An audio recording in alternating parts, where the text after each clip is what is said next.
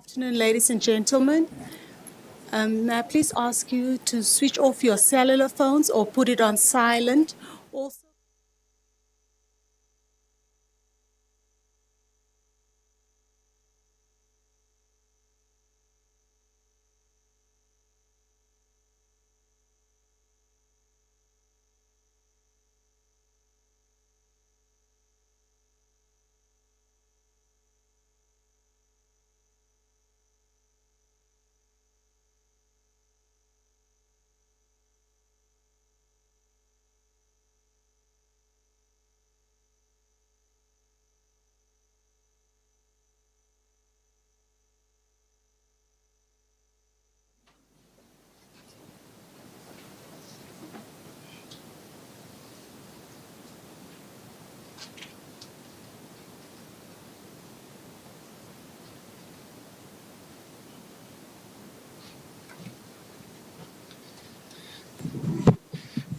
Please do be seated. Good evening, everybody, and very warm welcome to WITS, to all of you on, I think, what's going to promise to be a chilly evening, but hopefully we'll be warmed with the thoughts of our inaugurating professor this evening. So very, very warm welcome to all of you. Just before we started, Professor Casale wasn't quite sure if she lost her phone or not. So I hope you found it. My name is Professor Garth Stevens. I'm the Deputy Vice Chancellor for People Development and Culture, and I'm the Deputy Vice Chancellor that is attached to the Faculty of Commerce Law and Management, normally to deal with all matters professorial in that faculty. And so it is truly a pleasure for me to be here with all of you this evening at this inaugural lecture by Professor Daniela Casale from the School of Economics and Finance. A warm welcome to all of you in the room. It's great to see so many of you attending this inaugural lecture in person, and a warm welcome to those of you who are also joining us because we are streaming this this evening as well. So a warm welcome to everybody who's online. I've always said since COVID, we struggle to get people back. And so it really is great that you can share this moment in a face-to-face form with Professor Casale. Let me take this opportunity to formally acknowledge all of you here tonight on behalf of WITS University, as members of the WITS community, as colleagues, as students, friends, and family members. A special welcome to our inaugurating professor's family. It's great to have you all here and to share in this really, really special moment with Daniela. I'd also like to welcome Professor Jason Cohen, the Dean of the Faculty of Commerce Law and Management, the Head of School, Professor Uma Kalamparamble, who will also deliver the vote of thanks, and of course, a very special welcome to our inaugurating professor, Professor Casale. Now, tonight is a really special moment when the university formally, publicly, and very proudly acknowledges the personal achievements of a scholar. A scholar, as he or she attains the highest rank of an academic within the university, and that is the rank of full professor. Now, we all know that Professor Casale has actually been a professor for a long period of time already. So this is not her first rodeo. And I think, as you'd indicated earlier, I think it's 2020 since you've been a full professor. So the idea of being a full professor for you, of course, is not new. But this is always a little bit of a daunting moment.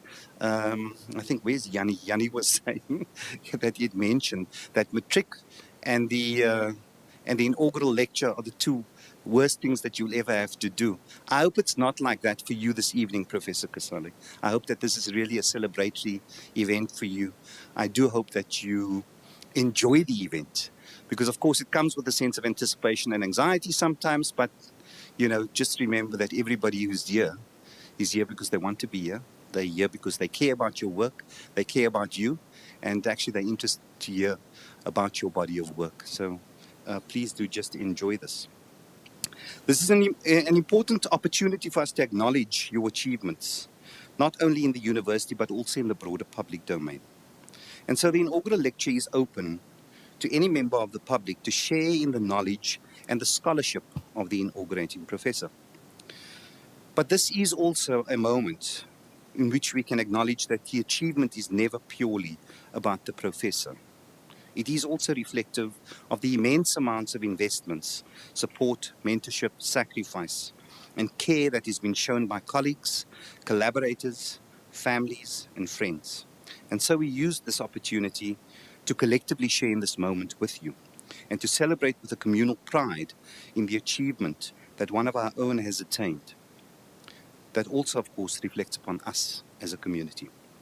Professor Casale, we look forward to celebrating with you and experiencing your thoughts and insights this evening. So I'm not going to belabor this. I think we'll get straight to the nub of it. Simply to say, please do enjoy the celebratory event. We look forward to your thoughts. And without further ado, I'm going to now formally call on the Dean of the Faculty of Commerce Law and Management, Professor Jason Cohen, to introduce our inaugurating professor. Professor Cohen, over to you.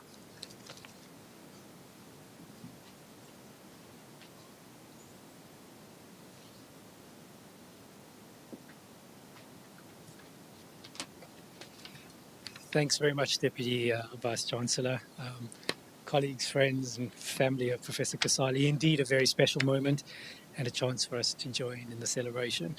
It's my absolute pleasure to introduce our inaugurating professor this evening. Professor Daniela Casale is a South African feminist economist working predominantly in the cross-cutting areas of gender, labour, households and child well-being. She completed her studies at the then Natal University, later renamed the University of KwaZulu-Natal, where she was inspired by labour and development economists working there on various aspects of inequality, conceptual and empirical.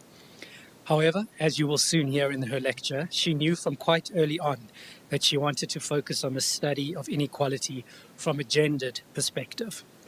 She graduated with a PhD in 2003 at the young age of 26 under the supervision of her mentor, Professor Dori Posel. Her thesis was on the feminization of the labour force in the post-apartheid period and has since been described as the seminal piece on this topic for South Africa. She won the prestigious Economic Society of South Africa Founders Medal for her PhD, for the best PhD nationally for her thesis, an award she had won also for her honours and master's research. Since 2003, she has been in various academic posts, first in the School of Economics at Natal University, then in the Multidisciplinary School of Development Studies at UKZN, and in 2015, she joined economics at Wits. In this time, she has produced over 50 publications, many of them in highly ranked international field journals in economics, development studies, and public health, as her work has become increasingly multidisciplinary. In addition, she has produced over 40 peer-reviewed working papers, technical reports, and policy papers for government, local research institutes, and international policy institutions. And she has presented her work at more than 80 national and international conferences, invited seminars, and policy workshops. With an H-index of 32 and close to 3,600 citations, she is one of the most well-known South African microeconomists. In recognition of this research excellence, in 2015, she received the prestigious Wits University-wide Friedel Schellsharp Award granted to exceptional researchers with international standing under age 40. In addition to her research work, Daniela has 25 years of experience teaching and designing courses in undergraduate and postgraduate programs in economics and development studies, and she has acted as supervisor or advisor to 50 postgraduate students. Daniela is an active member of a number of national and international academic associations, most notably the International Association for Feminist Economists, and locally the Economic Society of South Africa, of which she is currently elected president. She has also been on the editorial board of Development Southern Africa since 2017, one of the continent's most highly ranked development journals, and has served on various expert or advisory panels for international organizations such as UN Women, the UNDP, and the World Bank Gender Office. Daniela is also an elected member of the Academy of Science of South Africa, an important honor in recognition of her broader contribution to society and scholarship in South Africa. What a fantastic and inspiring CV. Professor Casale, we are very much looking forward to your presentation on inequality in South Africa, reflections of a feminist economy. Please come forward. The podium is yours.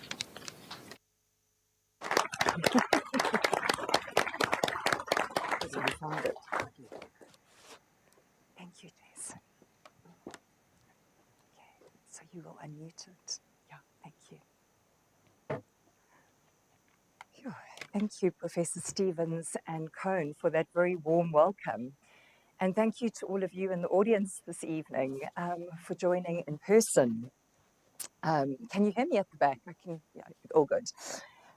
So, a very big thank you also to those who traveled to be here this evening. And yeah, it's quite overwhelming, but really wonderful to see people from such different parts of my life. So, you know, family, friends, colleagues, students, past and present, and also members of the wider university community, including members of the executive. I also want to welcome those who I know are joining online this evening, including my family in Durban, friends and colleagues from around the country, and even a couple of my old professors from when I was a young student. It's an absolute honor to have everyone join me here this evening, and I'm really very grateful for all the lovely messages of congratulation that were sent through to me. Before I start, a big welcome to my husband, Greg, and my two daughters, Sophia and Inez. I wrote my lectures particularly with my daughters in mind, and so you'll see that I tried to avoid much of the jargon and elaborate statistical techniques that economists are well known for, right? So the title of my lecture this evening is Inequality in South Africa, Reflections of a Feminist Economist. I'm going to start off with my personal journey into the field of economics, and more specifically, the subdiscipline of feminist economics. And I'll thank you in advance for indulging me on this. It certainly does feel a bit self-indulgent to be talking about me and not just my work, as us academics are used to. But it allows me to do a couple of things. It allows me to explain how I got to this point in my career. It allows me to honor those who've influenced me along the way. And I hope for the students in the audience that you'll find it interesting. Maybe I can give a sense of how things have changed over the last 30 years since I first set foot into a university as a young student. In the process, I will describe what the study of feminist economics involves and how it offers important insights to the broader discipline. And I'll use some stylized examples from my own research on inequality in South Africa in the post-apartheid period to illustrate how some of the principles of feminist economics might be employed in practice. So I'm going to start off with a bit of family background. My father came to South Africa from the beleaguered post-war southern part of Italy in the 1960s on his own when he was only 20 years old. He was the first in his family to complete a degree, a BCom, which he obtained from the University of Natal, as I later went on to do. Like many Italian immigrant men of that time, he made a name for himself in the construction and engineering sectors and was soon managing a company of his own. My mother, born to second-generation Lebanese immigrants, never went beyond Standard 8, now grade 10, as was the case, of course, for many women of her time. She withdrew from the labor force after less than 10 years in secretarial work, so this was in her late 20s, to look after her two daughters, my sister and I. Of course, secretarial work being one of the most common jobs for white women of her generation. I wanted to show you some statistics on what gendered patterns in the labor market looked like at the time I was growing up in the 70s and the 80s. And there's not all that much out there, right? This had in large part to do with the fact that our former statistical agency didn't collect information on all parts of the country. So the former homelands were overlooked, which meant that large numbers of Black Africans who were concentrated there were not collected in our data, and particularly Black African women who would have been in all kinds of economic activities. Nonetheless, you can piece together enough of a picture to get a sense of how unequal the labour market was at the time. So Pandi Pillay, working with the census data, estimated that between 1960 and 1980, only between 30 to 40% of working age women were economically active, defined in labour economics to include those in paid employment or looking for work in paid employment. Compared to for men, the numbers were between 75 and almost 90%. Moira McConaughey, a sociologist working with the 1985 data specifically, disaggregates further. You're not meant to see that. I'm going to describe it now. I can see a few people squinting. I know it's small. But from her estimates, you can calculate that in 1985, almost 2/3 of white women in the workforce were working in clerical work, right, as my mother had been the decade before. The category of managers and executives, which was dominated by men, so where my father would have been categorized,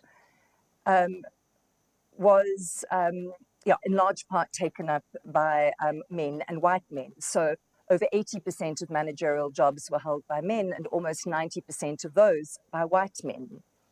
Black men were also concentrated in certain masculine type sectors, such as in mining, construction and transport, but they were crowded into the lower skilled occupations in those sectors because of apartheid's job reservation policies.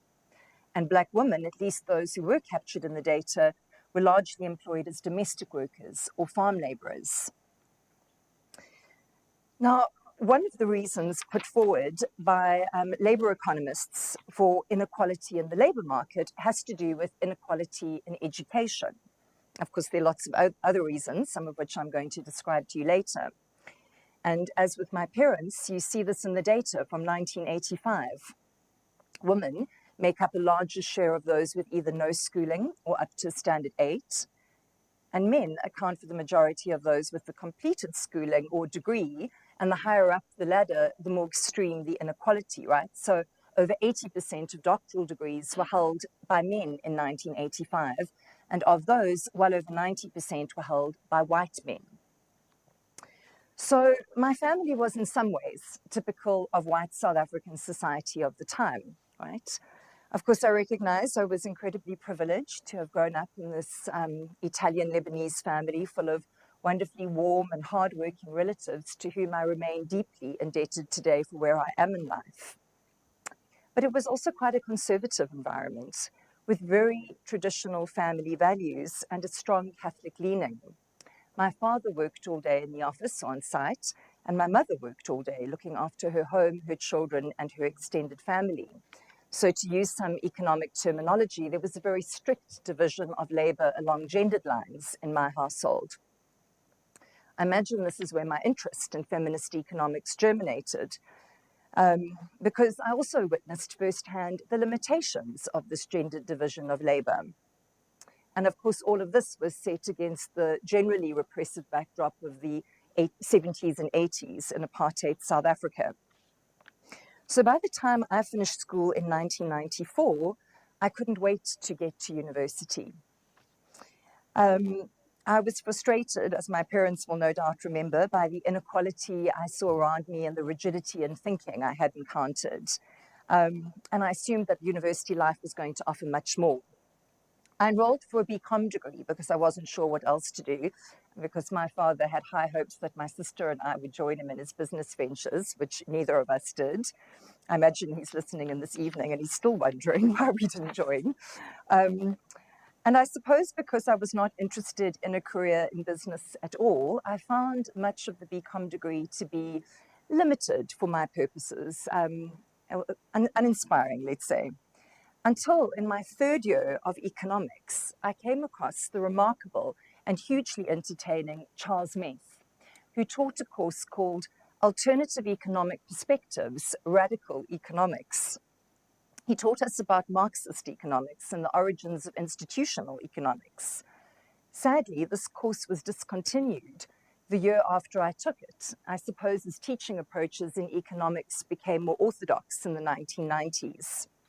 But for me, this was the first time someone spoke of inequality and put language, meaning, and structure to the world that I saw around me. And suddenly, I guess like many young students who encounter Marx for the first time, the study of economics seemed really exciting and challenging. He'd made it about people and systems and less about goods and services. So it was on the back of this course that I decided to continue with postgraduate studies in economics.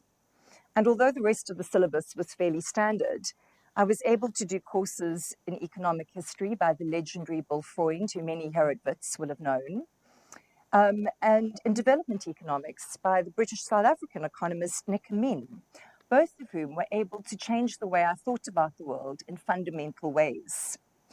It was Nick's course in particular on development economics that was instrumental in setting me on my career path. And I've thought of Nick a lot these days because when I joined WITS in 2015, I started teaching on the development economics elective, coming full circle, and it remains one of my favorite courses to teach. Perhaps because I was the only woman in a class of 12 honors students that year, Nick asked me to present on the final seminar of the semester on why gender matters in economics. And students in the audience here this evening might be interested to see how many papers we had to read for 1 week's honors seminar, right? So the essay that I wrote was entitled Beyond Economic Man, named after the seminal book in 1993, edited by Marion Ferber and Julie Nelson, considered by many to be the founding book for the discipline of feminist economics. It interrogated the assumptions upon which much of economic theory was based from a feminist perspective, and it tried to explain how the discipline of economics itself could be improved by shedding some of its inherent male biases. And I really must thank Nick here for his foresight in including the seminar in the course. You see, even though there'd been a long tradition of feminist thinking and writing outside of economics, so for example in politics and sociology, the feminist perspective within economics had largely been overlooked until around the early 1990s. The International Association for Feminist Economics was only founded in 1992, and their flagship journal first published in 1995. The association was actually founded by a group of women economists working from a feminist perspective within the discipline, who themselves felt marginalized, and they wanted to create a formal space for themselves and others like them in the academy. Now, in the last 30 years or so since then, the association has grown enormously and now includes a wide range of economists and non-economists working across quite different theoretical and methodological from different theoretical and methodological backgrounds. But there are some unifying features of the study of feminist economics. And so I'll pause my journey for the moment and describe to you what the study of feminist economics involves. And to do this, I draw on various feminist economics writers, but particularly on a 2004 paper by Marilyn Power, in which she tries to set out a unifying framework for the study of feminist economics. She writes, starting places matter. In teaching, the concepts and arguments introduced at the beginning of the course become repeating themes that inform the material for the entire semester. In economic analysis, where the analysis begins, limits what will be examined and what will be ignored. Now, I'm sure many of you will be familiar with this. One of the first concepts that students in undergraduate economics learn about, so I certainly did, is Homo economicus, or economic man, the building block of neoclassical economics upon which much orthodox economic theory and modeling is based, and the kind of economics still taught across economics departments around the world. Economic man is defined as a rational and self-interested individual, acting so as to maximize utility and consumption and to maximize profit in production, where the goods and services consumed and produced in the market have a monetary value. It's assumed that economic man acts independently and is free to choose based on full information of market conditions. Right now, this hypothetical individual, which, as I said, forms the foundation of much orthodox economic theory and modeling, hardly represents the typical woman, and indeed is unlikely to represent many men either. Now, there have been many different critiques of this concept of economic man, some of which my colleagues here at WITS teach our students, right? But feminist economists would argue that their critique is distinct. So how does the field of feminist economics seek to go beyond economic man? And here I'm going to highlight 8 key features. The first, and probably the most important, is the explicit recognition of all the non-market or the unpaid work that takes place in the economy, especially caring and domestic labor, right? In traditional economic analysis and theory, typically all this work gets overlooked, right? The vast amounts of unpaid work that take place in the non-market economy and all the valuable goods and services that are being produced and consumed there all the time.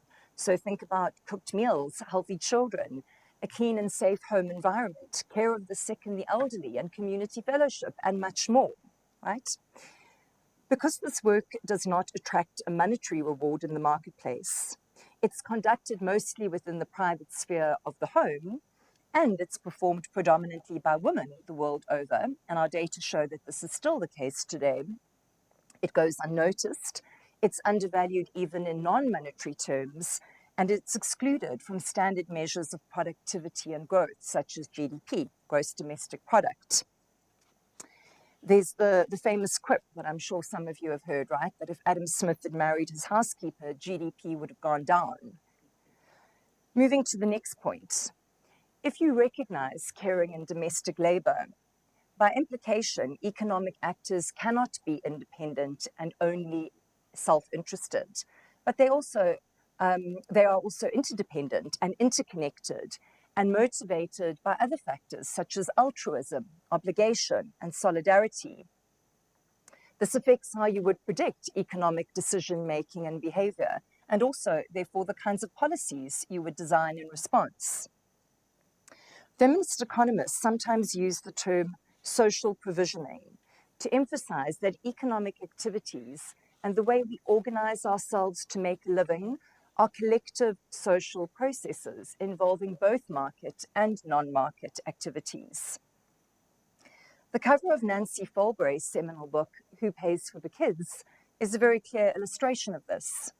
Feminist economists have tried to highlight how all the unpaid work that takes place in the non-market economy produces and sustains the human capabilities required for the paid economy and in turn our global capitalist system. But the costs of this social reproduction are borne in large part by women and often low-income racialized minorities. Women's unpaid labor subsidizes the private sector in its profit-making imperative, and it subsidizes the state in its under-provision of social services. Furthermore, traditional economic models have assumed individual choice, whereas in reality there are social constraints to individual choice. Feminist economists have emphasized that social norms are strong, pervasive, and continue to be gendered in today's society. So, for example, women are continued to be viewed as the primary caregivers, while men are viewed as the primary breadwinners. This influences many different outcomes in economics, including those differences in education and occupation that I showed you on those slides from the 1980s, right? An interesting feature of feminist economic analysis is that it doesn't shy away from ethical or value judgments. The argument is that economics should be in the service of improving human well-being and not just analyzing it. Marilyn Power writes, ethical judgments are a valid, inescapable, and in fact desirable part of an economic analysis. While orthodox models claim neutrality, they could be better described as being gender blind rather than gender neutral. In this vein, feminist economists question the focus in the orthodoxy on efficiency and growth in monetary measures such as income and GDP, and argue that human well-being should be the central measure of economic success, where human well-being is defined more broadly to encompass economic, social, and environmental aspects. Now, if you place human well-being at the center of the analysis, It requires that you move away from averages and aggregates to look at the distribution of or inequality in individual entitlements. And to do this requires understanding also what goes on within the household. Traditionally, economic analysis has either overlooked what goes on inside the household, or it has treated the household as a place of harmony with unified preferences amongst its members, where the fruits of labor, both paid and unpaid, are shared equally. Feminist economists have highlighted the limitations of this thinking, not just through interrogation of the economic models, but also through very careful and innovative empirical work, which shows households to be sites of both cooperation and conflict, where resources are not always shared equally or even fairly. Those with greater access to monetary resources, which much of our empirical work has shown, are the ones that tend to have more decision-making power over their own lives and their households, and therefore also greater well-being. So this leads me to the next point, which is that feminist economics recognizes power imbalances, both within markets and within households, and that these imbalances help determine economic outcomes. So they would argue that it is important to analyze not just the outcomes, but also the processes by which these outcomes are achieved. For example, the organization of social provisioning, in other words, the way we organize ourselves to make our lives, is not necessarily the natural outcome of market forces. Rather, its organization reflects relations of power and struggle over many centuries. The final feature of feminist economic analysis that I want to highlight is that the discipline has embraced intersectional analysis. So feminist economists would recognize that economic behavior and outcomes vary along many different dimensions and not just gender, including race, caste, class, region, and much more. This respect for diversity extends to the methods used in the analysis, and feminist economics writers have encouraged the use of both quantitative and qualitative methods, right? Whereas, as many of you will know, typically the discipline privileges quantitative work. So with that overview of some of the main features of feminist economic analysis, I want to return now to my own story, and particularly the start of my research career.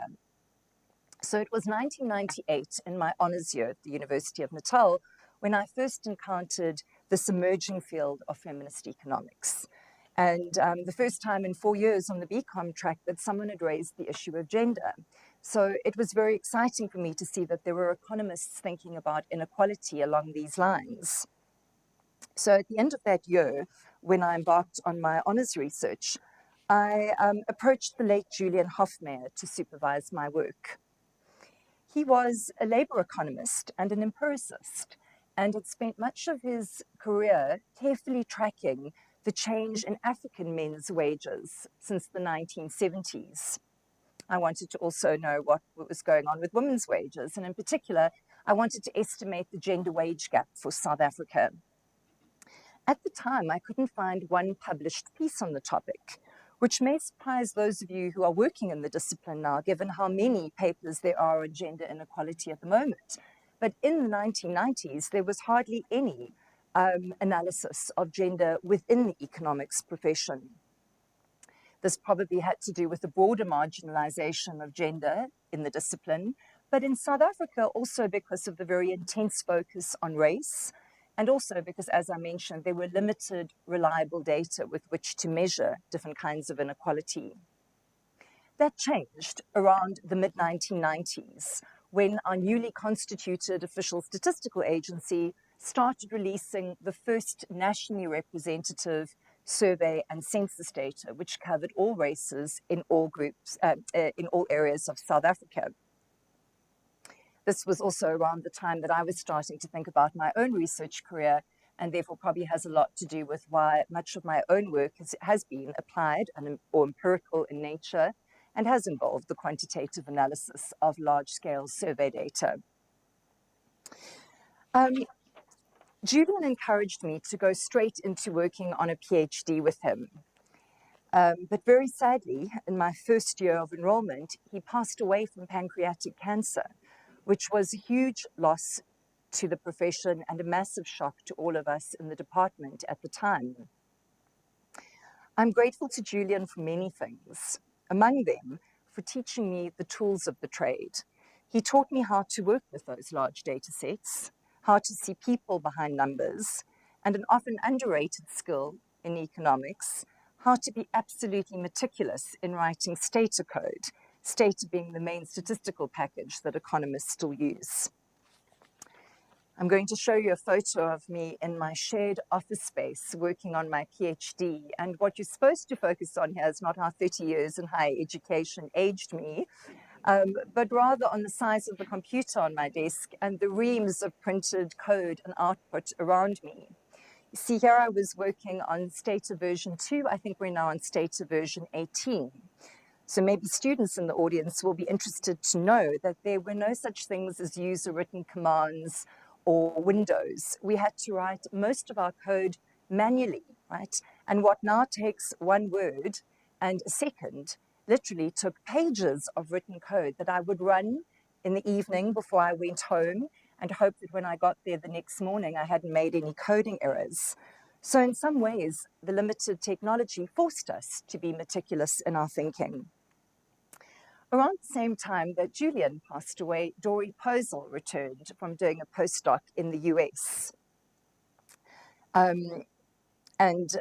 Fortunately for me, she was willing to take me on as her first PhD student and was interested in working on women's participation in the labor market. Now, of all the people I've mentioned so far over my university career, there's no one to whom I owe a greater debt of gratitude.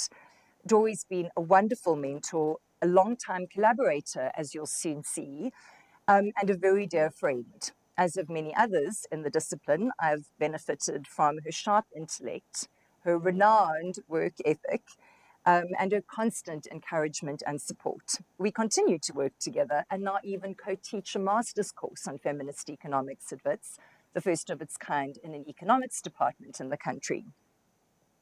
So I will turn now to some of the main findings of my research that has attempted to apply feminist economic principles in one way or the other. And of course, here I'm presenting a very simple, stylized picture without any of the detail.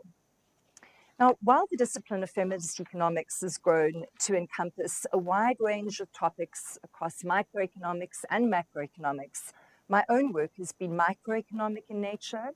It has involved analyzing gender inequality along various dimensions, but particularly in labor market outcomes. So it was the subject of my honors dissertation when I tried to measure the gender wage gap, as you heard, the subject of my PhD when I studied women's participation in the labor market, and it has been a recurring theme ever since. And one of the most important phenomena that Dori and I identified in some of that earlier work was a feminization of the labor market in the post-apartheid period. In other words, we found that women were entering the labor market in greater numbers after 1994 and at a faster rate than men were. In this figure, you can see that nonetheless, women's labor force participation, so the darker blue line, is still well below men's even today. But the gap has narrowed since 1994, and certainly since the 1960s, when, as I showed you on one of those first slides, women's participation was only around 30%. Now, this feminization of the labor market was likely driven by a number of societal shifts. Among them, apartheid laws that prescribed what jobs African men and women could do and where they could live were removed, and new labor legislation was introduced which would have encouraged the hiring of women. At the same time, fertility has been falling, and importantly, education has been rising. And now, women's education on average surpasses that of men's in South Africa, which is a remarkable change if you think back to those slides I showed you from the mid-1980s when there was substantial gender inequality in education. Now, these three factors would have served to pull women into the labor market, encourage them to enter the labor market looking for paid work opportunities. But a number of women would also likely have been pushed into the labour market out of need. Our work also showed how household structure changed over the same period. In particular, there have been declining marriage rates, and especially among Black Africans, such that we've seen a rise in female-headed and female-only households in the post-apartheid period. Households that therefore would rely either predominantly, only on women's incomes, or at least predominantly on women's incomes. It's therefore important to also ask the follow-up question: what has this feminization of the labour market brought women? This feeds into feminist debates around whether women's entry into the paid economy necessarily translates into women's economic empowerment. So Guy Standing, the feminist economist who first coined the phrase feminization of the labour market, intended a double meaning by it. Yes, women were increasingly likely to participate in the workforce, but in a fast-changing, competitive global economy, the work available was increasingly of a flexible or informal nature, attributes often associated with female labour. In our work, we showed that in South Africa, there had been some progress, so an increase in the share of women in those male-dominated managerial and other high-skilled jobs, but this only accounted for a small share of women entering the labour market after 1994. In our work, we showed that the majority of those who entered the labour market after 1994 were either ending up in unemployment or in low-paid, informal or subsistence work. In other words, as more women were entering the labour market in post-apartheid South Africa, the labour market itself was becoming a more precarious place, compounded by lackluster economic growth rates and insufficient job creation. So as many here will know, unemployment is high and has been rising in the post-apartheid period. It's currently at 33%, using a fairly narrow definition of what counts as unemployment. It's higher still for women at 35%, and for Black African women, it's almost 40% now. In the spirit of more intersectional analysis, it's also important to ask who among women has gained. So if you disaggregate the employment data further, you'll be able to see that much of the growth in those high-skilled jobs for women that I mentioned on the previous slide have been taken up by white women. So this figure compares the occupational distributions of employed white men and women and employed African men and women, using fairly recent data from 2019. And if you have a look at the two upper categories on the left-hand side, you can see from the lighter bars that 23% of employed white women were employed as managers, and a further 17% employed in the professional occupations. So certainly progress since the 1980s, when I showed you the occupational distribution for women. But if you cast your eye across to the right-hand side, the equivalent bars, you see that only 4% and 5% respectively of African women are employed in these top two categories. Instead, if you look to the bottom of the right-hand side graph, you see that Black African women are still concentrated in elementary jobs and in domestic work. And now if you cast your eye back over to the left-hand side, you can see that there are barely any white men and women in either of those occupational categories. So while there's been progress since 1994, this progress has been slow for African women especially, and occupational segregation persists by both gender and race, as is the case in many other parts of the world. Now, one of the consequences of this very unequal occupational distribution by gender is the inequality in wages that we see amongst the employed. Again, there's been some progress since 1994, but the gender wage gap remains large. It was 38% on average in 1994, as I measured in my honours dissertation, and it's still around 27% using recent comparable data. One of the reasons put forward by feminist economists for why women still earn less than men has to do with gendered social norms, right? And particularly about the value of women's work compared to the value of men's work. I'll give you one example from the professional occupations. We as a society value law more than we value nursing in monetary terms, even though the years of education required to study for both are quite similar. Our labour laws now legislate equal pay for equal work, but it's not necessarily the case that women are being paid less for exactly the same jobs, although discrimination of that kind does still sometimes take place. It's more that women are paid less because the jobs that women do are seen as women's work, an extension perhaps of the work they do in the home, and this work is undervalued. So this takes us back to the important issue of non-market or unpaid work.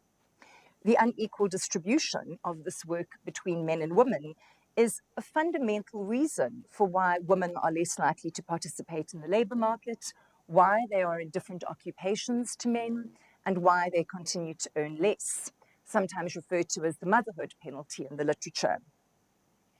So now let me move on to show you some evidence of inequality in the home for South Africa. Part of the unequal distribution of unpaid work between men and women in South Africa has to do with household composition. For example, and we are an outlier here, right, in South Africa. To give you one example, in the US, 70% of children live with both their mother and their father in the household. In South Africa, only around a third of children live with both their parents. 43% live with their mother only in the household, and a further 20% live with another relative, usually a female relative like a grandmother or an aunt. So this concentration of children in women's households helps to account for why we see men and women spending their time on very different activities. But even when men and women do live together, women take on an uneven share of the unpaid work. Time use surveys are an important source of information for feminist economists, right? Because they collect information on both paid and unpaid work activities. So they go out and ask men and women to record how they spend their time in half-hour slots over a typical 24-hour day. Unlike our labour force surveys, which are collected up to 4 times a year in South Africa, we've only ever collected 2 time use surveys, one in 2000 and the most recent one in 2010. But based on these surveys, you can see that women are doing much more of the unpaid work than men are. So here you have the average number of minutes per day spent on unpaid work. And the first 2 bars show you, among adults in South Africa, that women are spending more than 2.5 times as many minutes per day on unpaid work than men are.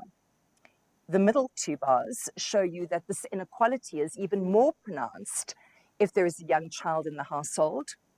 And the final 2 bars show you that this inequality persists even when both men and women are working, right? So women's entry into the paid economy, into paid work, does not necessarily protect them from doing the unpaid work. They often have to juggle both, leading to what feminists have called the double burden or the double shift. Now, there are a number of different implications of this inequality in the home and the inequality in the labour market that I've illustrated to you this evening. An important one is that not only are women earning lower wages than men are, but women are also less able to accumulate wealth or assets over their lifetimes. Why is this important to study wealth in addition to wages? Because wealth or assets are an important safety net in times of crisis, on divorce, or on retirement.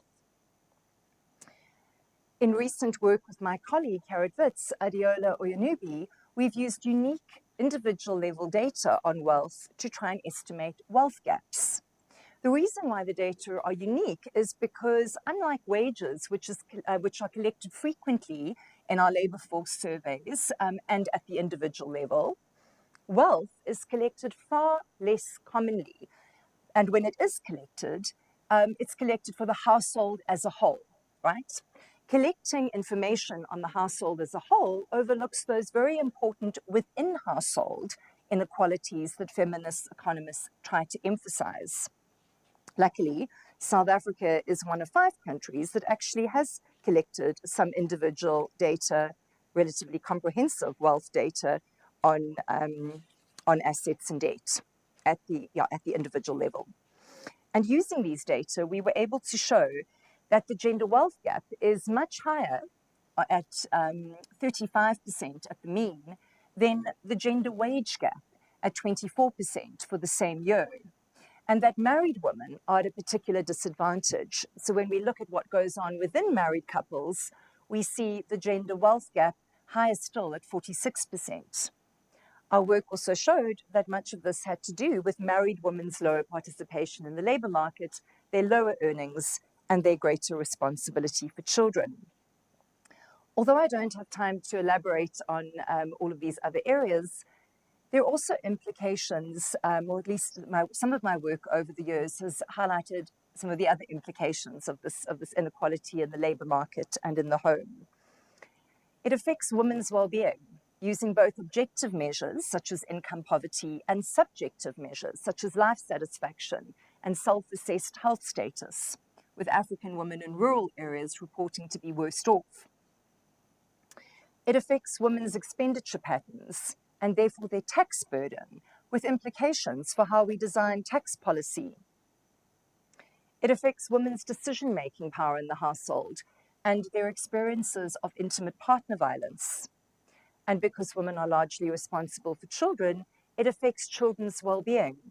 In this collection of papers, my co-authors and I showed that, among other things, care arrangements and the characteristics of the mother are strongly correlated with outcomes such as child stunting and cognitive development.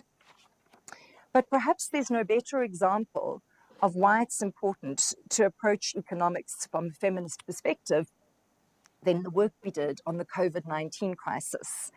And this is the last example I'm showing you. Using 5 rounds of real-time data during the first year of the crisis, we showed that women's employment and the hours that they worked fell by much more than men's did as those initial lockdowns were imposed. And they were slower to recover to pre-COVID levels than men's were. Instead of COVID being the great equalizer some thought it might be, it reinforced pre-existing inequalities. We showed that it was the most vulnerable women, African women, those with less education, and those with lower pre-COVID earnings, who were affected most by this massive labor market shock. Why was this the case? Well, it has to do with many of the issues I've already described to you this evening. You've heard how women are concentrated in different sectors of the economy. Well, these were the sectors that happened to be hit hardest by social distancing requirements and lockdowns. So, for example, you'll recall that it was paid domestic work and care work and non-essential services such as tourism and hospitality and personal care that were heavily affected. You've heard how women are often in less secure jobs than men are.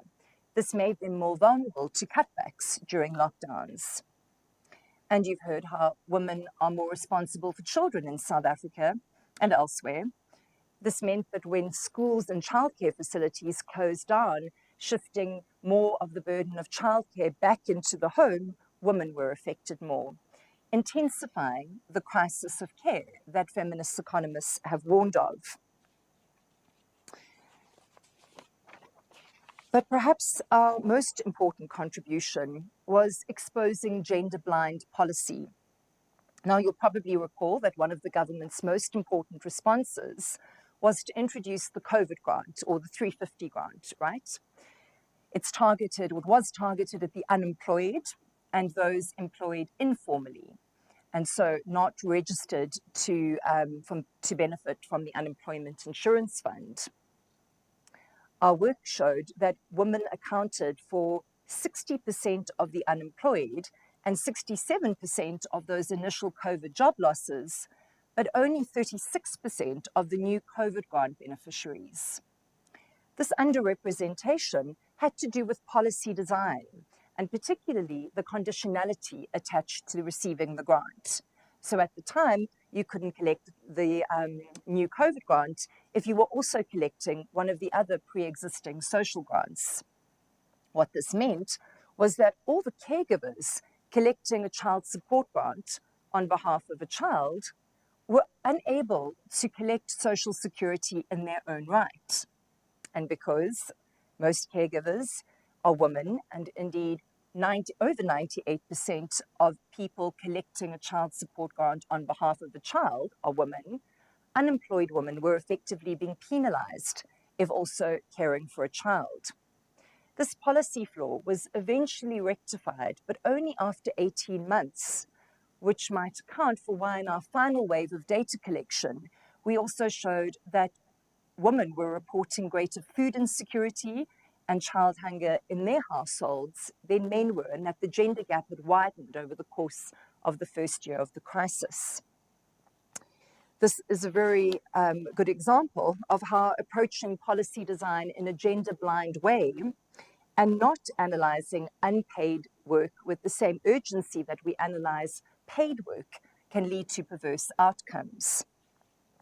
So in conclusion, I hope that in this lecture and through these various examples that I have shared with you this evening, I've been able to illustrate why it's so important to bring a gendered lens to the study of economics and why this fairly new discipline of feminist economics is valuable in challenging traditional economic assumptions, in exposing and understanding gender inequality along various dimensions, and in advocating for policies that address this inequality and promote the well-being of all individuals.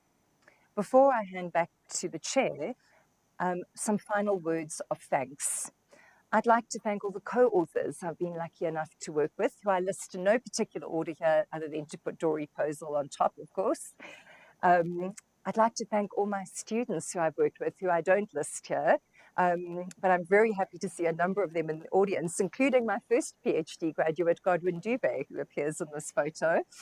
And then I'd also like to thank all the wonderful colleagues I've worked with over the years, academic and administrative, first in the School of Economics at Natal, very colourful School of Development Studies at UKZN, and now here at WITS. There's one person that I have not yet mentioned who warrants special thanks, and that is my husband, Greg. Not only has he always done his fair share of the unpaid work in our household, but in the last few years, he's even done the bulk of it, allowing me to focus more on my career at this stage of my life than would otherwise have been possible.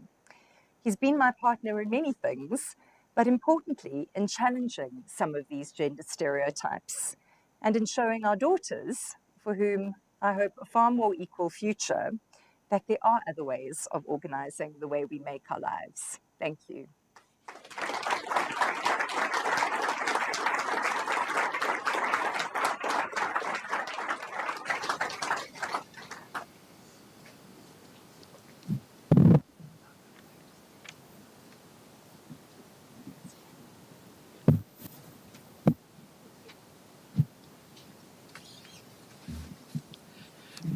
Sorry, Daniela, I couldn't let you run away just yet. Colleagues, please, another round of applause for Professor Casale. Thanks. What a fabulously rich description of your journey as an academic and your work, and so fitting that we're having this lecture during Women's Month. We really are very proud and lucky to have you as a professor in the School of Economics and Finance and the Faculty of Commerce and Management. Please accept this gift as Thank you, Jason.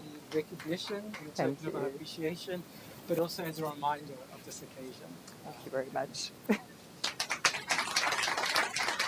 Now you can go and sit down and relax, and I'd like to call upon Professor Uma Kalamprombol to give the vote of thanks and to respond to Professor Casale's lecture.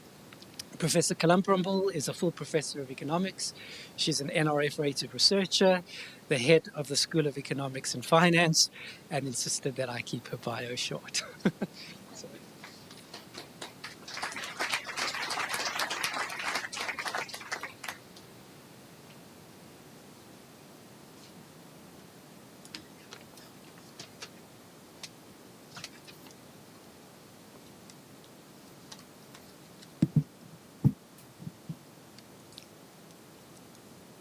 Good evening, everyone. What a fascinating 45 minutes of listening to Prof. Casale. It was indeed eye-opening and informative, but most of all, you made the lecture so interesting, juxtaposing it with your own life journey and all the important mentors that helped shape your life and your academic career. So thank you for that fascinating lecture. But of course,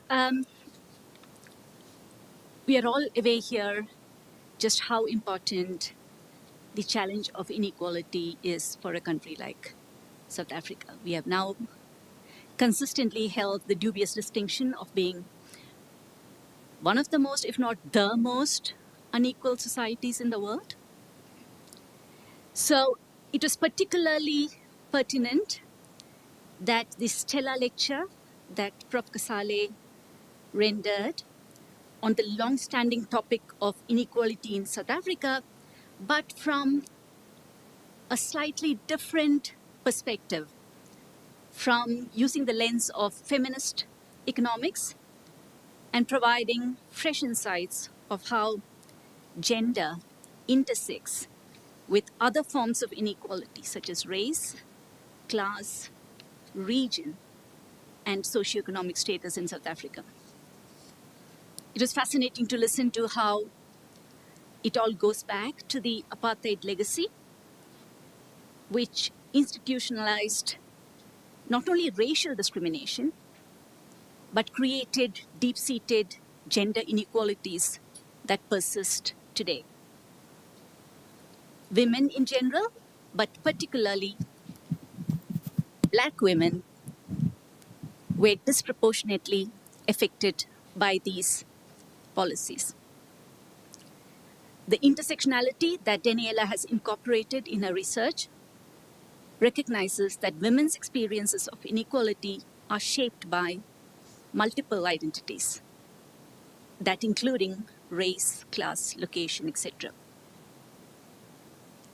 It was heartening to listen to the shifts in the trend post-apartheid, especially feminization of labor,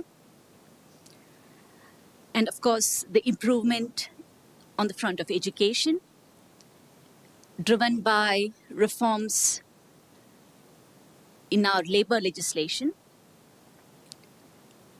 But also she has highlighted the challenges that persist, and particularly that of the increasing proportion of female-headed households, which are the face of poverty in South Africa, particularly from rural regions.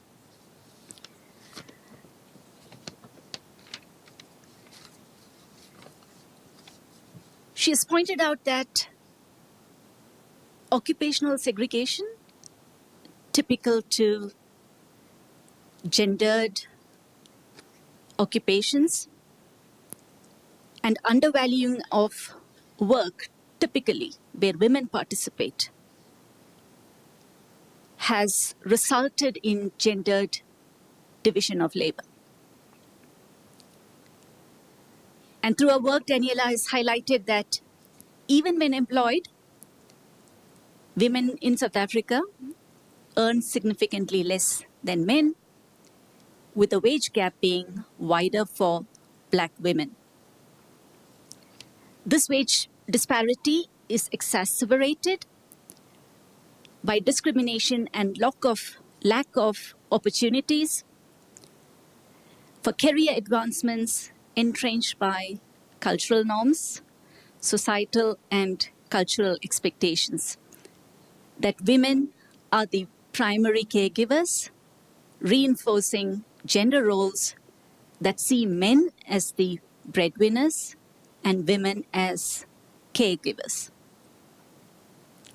And as Daniela pointed out, this was most evident during the lockdown period of COVID-19, where women shouldered additional burden of caregiving and providing childcare support, schooling, etc. at home. She has called out through this lecture the gender blind policies that were put in place to ease some of these additional burdens that were experienced by households during COVID, but turned out to be perverse simply because it did not take into consideration the gender sensitive aspects of social policy intervention. I believe that this evening, Prof. Casale has created awareness on the need for gender sensitive policies in South Africa. I'm not sure if this lecture being scheduled in August, which is the Women's Month in South Africa, was by design or a coincidence. Either way, your lecture this evening has contributed very much to the purpose of increased gender awareness.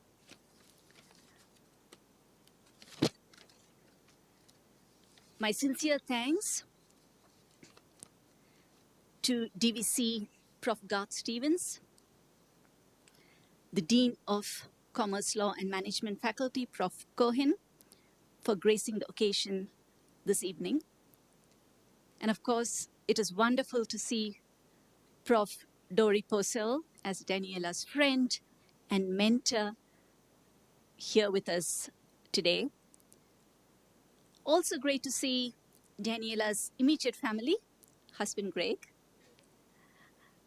and daughters Sophia and Ines. And I'm sure many more members of the extended family in Durban and other parts of the world, as well as friends who are online sharing in the glory of Daniela's achievements. I'm sure you're all absolutely proud of Daniela, as are we at School of Economics and Finance. My sincere thanks to all colleagues from SEF who have made time to attend the lecture in person this evening, other members and colleagues from WITS and outside of the university present here to share the evening. At this time, I would also like to extend my gratitude to the Events Office for organizing this event. With that, once again, Daniela, well done. We all enjoyed your lecture immensely. Thank you.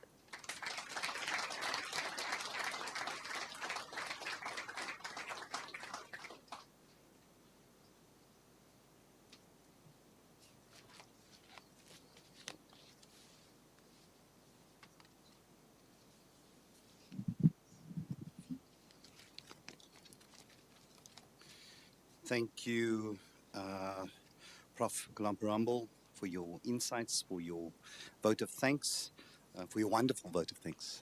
Really, really do appreciate that. Let me just add something. Prof. Casale, I mean, this was thoughtful, it was considered, it was intellectually rigorous and yet embedded in a very deeply personal journey that you shared with us. And so, again, deep appreciation for sharing that with us. It's not often that we get to see somebody's personal journey as reflected in their work. But, you know, I'm a psychologist by training, and I can tell you that our work is all about us. And it really does reflect very deeply your own personal journey. So thank you for sharing that with us. I think it's also important to just say that universities often mitigate against things like interdisciplinarity. But I think what you've shown us tonight is that interdisciplinary work can really occur. I see you've written with Imran, you've written with Dory, you've written with Chris, you've written with Linda and Shane, and across a wide spectrum of people. And I think that what you really showed is that interdisciplinary work can be done. One has to be deliberate about it, but you've also showed us the possibility of a kind of theoretical diversity and a methodological pluralism. Now, this is important because many of us who've come through methodologically plural training have for a long time been saying that we need to return to some of that. And I think that what you've shown us tonight is the importance of that, reading data, reading evidence, and thinking about how that really contributes to the public good. So again, thank you. Thank you for all of that. Colleagues, friends, as is tradition, once the professor professes, you don't get to ask questions, right? So it's the one time that we don't grill you. Your students can't grill you. You're not at a conference where you get a Q&A, and this is really your moment, Prof. Casale. And so this does conclude the formal part of our proceedings this evening. I do, however, want to again take this opportunity to congratulate you. And to thank you and Prof. Cohen, Prof. Glambrumble for attending, for all of you. It's a great way to spend a Monday evening. I know that that actually Mondays are often a kind of moment where you just need to recover from the day after a weekend. But actually, this is a great way to spend an evening, to listen to somebody who's as insightful and as thoughtful as you are. So to all of you who've joined us here in the Senate room, to all of you who've joined us online, a big thank you from myself and certainly from Wits University. I do think another round of applause is warranted, right? So,